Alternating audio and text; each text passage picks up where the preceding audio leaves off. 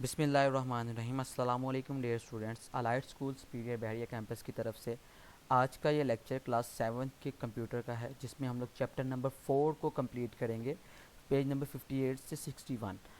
इस लेक्चर को मैंने छोटा इस वजह से रखा है कि जो हम एम एस एक्सेस है हमारे पास, वो थोड़ा सा कॉम्प्लिकेटेड है सॉफ्टवेयर स्टूडेंट्स के लिए। आप लोग इसको फर्स्ट टाइम यूज़ कर रहे हैं, तो मैंने इस लेक्चर को थोड़ा इस वजह से रखा है कि आप लोगों ने एम एस एक्सेस के ऊपर, मैं इस लेक्चर के बाद एक आप लोगों को टास्क दूंगा जो आप लोगों ने एम एस एक्सेस के ऊपर इम्प्लीमेंट करना है और उसको जो है वो अपलोड करना है। तो ये टास्क आप लोगों के मस्ट होगा, ये आप लोगों की एवेल्यूशन टास्क है एम एस एक्सेस के चैप्टर का। तो आज का लेक्चर हम लोग स्टार्ट करते हैं।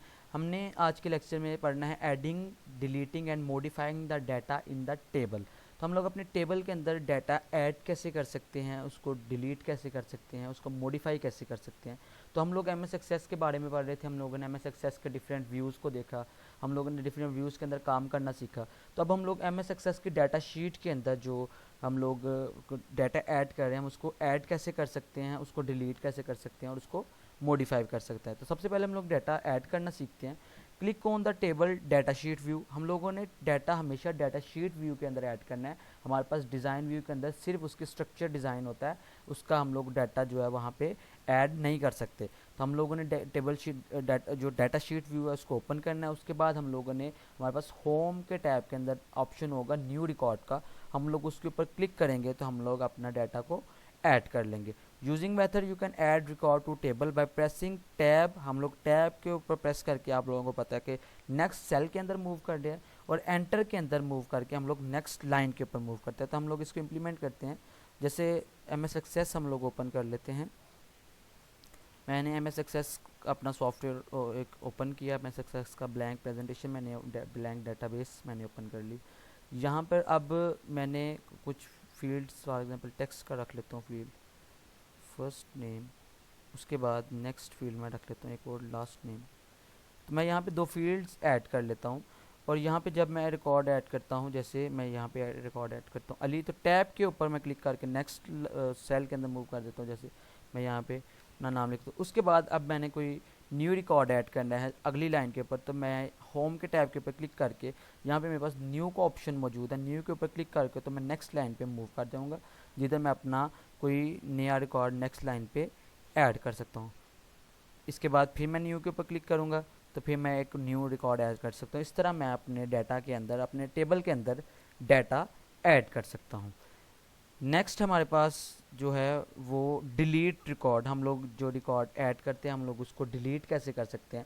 हम लोगों ने उस रिकॉर्ड को सिलेक्ट करना है जिसको हम लोग डिलीट करना चाहते हैं। हम लोगों ने सिंपल अपने कीबोर्ड के ऊपर, हमारे पास राइट साइड पे, राइट टॉप पे हमारे पास डिलीट का ऑप्शन मौजूद है, उसके ऊपर सिंपल क्लिक करके मैं रिकॉर्ड को डिलीट कर सकता हूँ। या फिर हमारे पास रिकॉर्ड ग्रुप के अंदर, होम टैब के अंदर रिकॉर्ड ग्रुप के अंदर डिलीट का ऑप्शन मौजूद है, उसके ऊपर क्लिक करके तो मैं रिकॉर्ड को डिलीट कर सकता हूँ। कैसे कर सकता हूँ, ये मेरे पास, मेरे जो मैंने अभी टेबल क्रिएट की है, ये मैं इस रिकॉर्ड के ऊपर क्लिक करता हूँ फॉर एग्जांपल, और मैं अपने लैपटॉप के ऊपर से डिलीट के ऑप्शन के ऊपर क्लिक करके, डिलीट के ऊपर क्लिक करके तो मैं इसको डिलीट कर सकता हूँ। एक मेथड हमारे पास डायरेक्ट ये वाला है। उसके बाद दूसरा मेथड हमारे पास ये है कि मैं अपने जो रिकॉर्ड है उसको सिलेक्ट करता हूँ। सिलेक्ट करने के बाद होम के टैब के अंदर मेरे पास डिलीट का ऑप्शन मौजूद है रिकॉर्ड्स के अंदर, मैं इसके ऊपर क्लिक करके तो अपने रिकॉर्ड को डिलीट कर सकता हूँ। अब हमसे वो डायलॉग बॉक्स में पूछेगा कि आप डिलीट करना चाहते हैं, तो मैंने यस के ऊपर क्लिक करूँगा तो वो मेरा रिकॉर्ड डिलीट हो जाएगा। बहुत सिंपल तरीका है। डायरेक्ट भी हम लोग कीबोर्ड से डिलीट कर सकते हैं, और हमारे पास होम के अंदर जो ऑप्शन है हम लोग वहाँ से भी डिलीट कर सकते हैं। तो हमारा लेक्चर, हमारा जो चैप्टर है वो यहीं पे ख़त्म होता है। नेक्स्ट हमारे पास पेज नंबर 59 के ऊपर एमसीक्यूज़ हैं। How many views available in to view data, to view table in M S Access. तो हमारे पास कितने व्यूज़ हैं, 4 व्यूज़ होते हैं हमारे पास। एक डिज़ाइन व्यू होता है, एक डाटा शीट व्यू होता है, एक पिवट चार्ट व्यू होता है, और एक पाई ग्राफ व्यू होता है। Can we enter data in table design view. क्या हम लोग केवल डिज़ाइन व्यू के अंदर डाटा ऐड कर सकते हैं, तो नो, हम लोग डाटा सिर्फ डाटा शीट व्यू के अंदर ऐड कर सकते हैं। टेबल डिज़ाइन व्यू के अंदर हम लोग सिर्फ टेबल, जो टेबल है उसका स्ट्रक्चर डिफाइन करते हैं। To enter data click on the particular box in the data sheet view, press tab from the keyboard to move next field के ऊपर मूव। हम लोग टैब का ऑप्शन जो है, हम लोगों ने इस लेक्चर के अंदर भी इसको कवर किया कि टैब को हम लोग नेक्स्ट फील्ड के अंदर जाने के लिए मूव यूज़ करते हैं, और हमारे पास जो एंटर का ऑप्शन है वो नेक्स्ट लाइन के लिए हम लोग यूज़ करते हैं। उसके बाद हमारे पास एक्सरसाइज में नाउ यू नो और की टर्म्स हैं, ये आप लोगों ने मस्ट प्रिपेयर करनी है। उसके बाद हमारे पास एक्सरसाइज के एमसीक्यूज आ जाते हैं। Table consist of rows and columns, table जो है रोज एंड कॉलम्स पे कंसिस्ट करता है।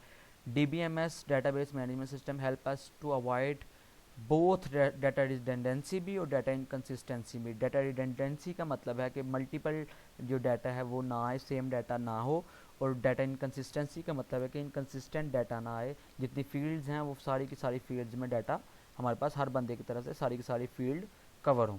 उसके बाद memo data type store 65,536 characters memo data type store करता है, जबकि टेक्स्ट जो है 225 करेक्टर्स को स्टोर करता है। ये हम लोगों ने फर्स्ट लेक्चर में, इस चैप्टर के फर्स्ट लेक्चर में देखा था। Data sheet and design view are two kind of views of table, ये टेबल व्यू के दो हमारे पास टाइप्स होती हैं। फिल इन दी ब्लैंक्स हैं MS Access in DBMS which is the part of MS Office का पार्ट होता है हमारे पास। MS एक्सेस भी, MS एक्सेल भी, MS वर्ड भी, ये सारे जो हैं ये MS ऑफिस के पार्ट हैं। उसके बाद forms are way to view the content of table on record at a time, एक टाइम पे ऊपर हम लोग टेबल के एक रिकॉर्ड को जो है वो फॉर्म के ऊपर शो करते हैं। The pivot chart view create chart from the associate pivot table, तो ये पिवट चार्ट व्यू है पिवट टेबल के डाटा को शो करता है। DBMS इज़ अ सॉफ्टवेयर, तो डाटाबेस मैनेजमेंट सिस्टम ऑब्वियसली बात है एक सॉफ्टवेयर ही है। सम एग्जांपल्स, ये गलती से डी लिखा गया, some examples of DBMS are C++ and Java, तो ये फॉल्स है। C++ और जावा लैंग्वेज की टाइप्स हैं, जबकि हमारे पास DBMS में MS access, SQL lite, SQL server आ जाता है। Currency data type of MS access allow the rounding off in calculation, तो ये बेसिकली राउंडिंग ऑफ को अलाउ नहीं करता, ये फॉल्स है, ये उसको राउंड ऑफ को अलाउ नहीं करता। उसके बाद we can not query data from MS Access, तो ये भी फॉल्स है, हम लोग MS एक्सेस से डाटा को क्यूरी कर सकते हैं। उसके बाद हमारे पास क्वेश्चन आंसर्स हैं। क्वेश्चंस के आंसर्स आप लोगों को मेरे लेक्चर्स के अंदर से ही मिल जाएंगे। उसके बाद हमारा लेक्चर यहीं पे हमारा जो चैप्टर है वो यहीं पे ख़त्म होता है। इसके बाद हम लोग अपने नेक्स्ट लेक्चर के अंदर नेक्स्ट चैप्टर स्टार्ट करेंगे। आप लोगों के लिए ये टास्क है, आप लोगों ने ये इस वीक का आप लोगों का टास्क है जो आप लोगों ने लाजमी इम्प्लीमेंट करके तो मुझे सेंड करना है, जिसमें हम लोगों ने एक डेटाबेस क्रिएट करनी है जिसका नाम होगा क्लास 7 स्टूडेंट। आप लोगों ने ये चीज़ें याद रख लेनी है कि डेटाबेस का नाम होगा क्लास 7 स्टूडेंट। उसके अंदर 3 इनपुट्स होंगी, एक नेम की, एक क्लास की, एक टोटल मार्क्स की, एक ऑब्टेन मार्क्स की और एक स्टेटस की। ये मेरे पास एक टेबल होगा जिसका नाम होगा क्लास 7 का स्टूडेंट, जैसे क्लास 7 स्टूडेंट। उसके अंदर 5 इनपुट्स होंगी, नेम का जो डाटा टाइप होगी वो मेमो होगी, क्लास की डाटा टाइप नंबर होगी, टोटल मार्क्स की डाटा टाइप नंबर होगी, ऑब्टेन मार्क्स की भी डाटा टाइप नंबर होगी, और स्टेटस की डाटा टाइप येस और नो होगी। स्टेटस का मतलब है कि वो पास है कि फेल है, येस का मतलब पास और नो का मतलब फेल। और वो 10 स्टूडेंट का डाटा होगा, और इसकी जो डाटा होगा आपने उसको चारों के चारों व्यू के अंदर शो कराना है। डिज़ाइन व्यू के अंदर भी शो कराना है, डाटा शीट व्यू के अंदर, पिवट चार्ट के अंदर भी, और पाई चार्ट के अंदर भी। तो ये आप लोगों का जो है वो असाइनमेंट है, आप लोगों ने ये लाजमी करनी है और मुझे सेंड करनी है। तो आज का लेक्चर यहीं पे ख़त्म होता है। अपना बहुत ज़्यादा ख्याल रखिएगा, और किसी किस्म का कोई भी मसला हो तो आप कमेंट बॉक्स में कमेंट करके मेरे से पूछ सकते हैं। अपना बहुत ज़्यादा ख्याल रखिएगा। अल्लाह हाफिज़।